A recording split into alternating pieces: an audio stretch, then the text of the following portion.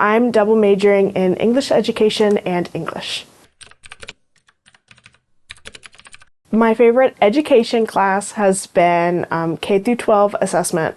It was talking about tests and projects and other assessments and all that nerdy stuff the teachers just love, assigning essays and things.